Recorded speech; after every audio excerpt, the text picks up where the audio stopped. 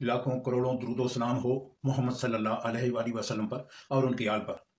अल्लाह पाक की सारी नेमतें और रहमतें नाजिल हों मेरे तमाम देखने और सुनने वाले नाजरीन पर। अस्सलाम वालेकुम वरहमतुल्लाहि वबरकातुहू। नाजरीन, अल्लाह पाक का हुक्म और नबी सल्लल्लाहु अलैहि वसल्लम के इरशादात वो क्या है तकरीबन सारे लोग जानते हैं।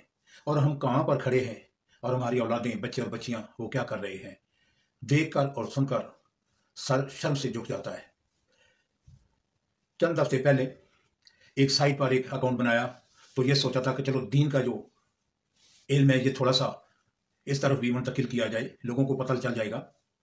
लेकिन जो कुछ मैंने वहां पर देखा और सुना, अल्लाह की पनाह, बच्चे और बच्चियां और साथ में ओल्ड एज भी हमारी गुफ्तगू में हैं और लाइव कॉल, लाइव चैट सुनकर और जिनकी बातें सुनकर, वीडियो चैट देखकर मैं इस सोच में पड़ गया कि अल्लाह पाक ने कुरान पाक में हम लोगों के लिए क्या हुक्म फरमाया है। अल्लाह ने फरमाया, कुंतुम खैरा उम्मतिन उखरिजत लिन्नास तामुरूना बिल मारूफ व तनहाउना अनिल मुनकर। यानी तुम में से तो एक उम्मत यानी ग्रोह ऐसा होना चाहिए जो नेकी का हुक्म करे और बुराई से रोके। तो क्या हम इन साइट्स में जाके बच्चे और बच्चियां क्या वो अल्लाह के हुक्म को मान रहे हैं और नबी सल्लल्लाहु अलैहि वसल्लम के इरशादात पर अमल कर रहे हैं?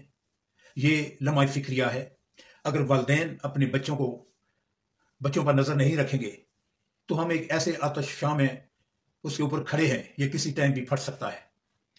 क्योंकि मगरब ने एक साजिश के तहत एशियाई ममालिक में एक ऐसी वाहियात साइट्स का मुतारफ करा दिया है जिनमें बच्चे और बच्चियां खोकर और उस बेहयाई में खोकर वो बिल्कुल अपने आप को भूल गए हैं। ना तो उन्हें खाने पीने का होश है, ना ही वो किसी और काम में मशगूल है, सिवाय ये जो लाइव चैट है, लाइव कॉल, एक दूसरे को वो किस किस्म की कॉल करते हैं, किस किस्म की गुफ्तगू करते हैं। कम से कम वालिदैन के लिए तो वहां पर डूब मरने का मकाम है।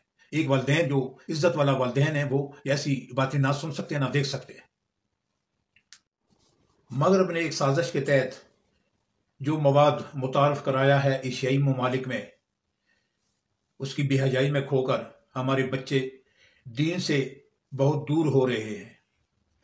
अल्लाह पाक ने नबी सल्लल्लाहु अलैहि वसल्लम को दौरान मेराज शरीफ में इसी उम्मत के करतूतों का मुशाहिदा फरमा दिया था, जिसकी वजह से हमारे नबी आखिरुज़्ज़मान सल्लल्लाहु अलैहि वसल्लम वो बहुत ज्यादा अफसरदा होते थे और रोते थे इस उम्मत के लिए, जिन्हें रात दिन वीडियो कॉल, टिकटॉक और दूसरी साइट्स पर हमारे नौनिहालों को इस्लाम से गुमराह और दीन से दूर कर रहे हैं।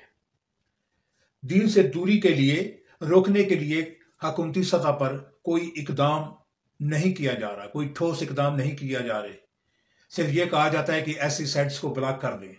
तो ब्लॉक करने के लिए अभी तो और ज्यादा साइट्स आ गई हैं, हमें तो देखकर और सुनकर भी शर्म आ रही है।